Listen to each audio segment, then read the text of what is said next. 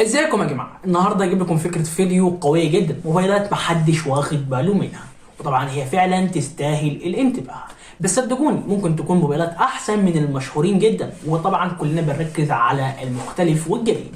بس فيديو النهارده هيكون لك مجموعه موبايلات هي بصراحه مناسبه جدا. وطبعا لاول مره شوفني انا معتز ياسر، ودي قناتي موبايل برو بلس.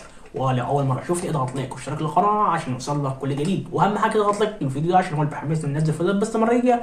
وانزل دلوقتي تحت اكتب كومنت عن أفضل موبايل ممكن تشتري من الموبايلات دي.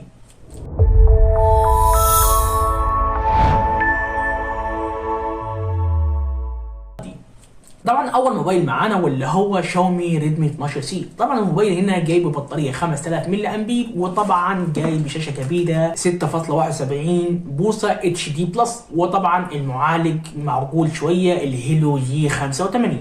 اما باقي العيوب ان الشاشه مش فول اتش دي، طبعا الكاميرا اداها معقول شويه. طبعا الموبايل الثاني معانا واللي هو انفينكس هوت 20 بلي.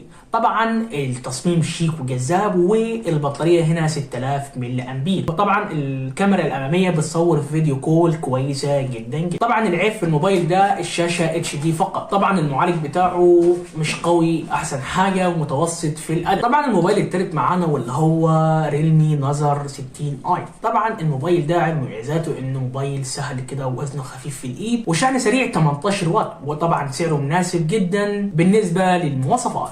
اما العيوب بتاعته واللي هو الكاميرا ضعيفه جدا في الاداء، والبطاريه هنا مش كبيره جدا بالنسبه بالمقارنه. طبعا الموبايلات دي كويسه جدا بالنسبه للناس اللي عايزه مواصفات كويسه جدا ومش عايزه تصرف كتير في فلوسها، وخصوصا لو انت طالب وعاوز موبايل مناسب جدا ليك، او لو عاوز موبايل للسوشيال ميديا والمكالمات والحاجات الخفيفه دي. يعني لو بتدور على موبايل جامد ومحدش واخد باله منه وبس كده. طبعا اشتركوا في القناه واضغط لايك لو لسه ما ضغطتش، واكتب لي كومنت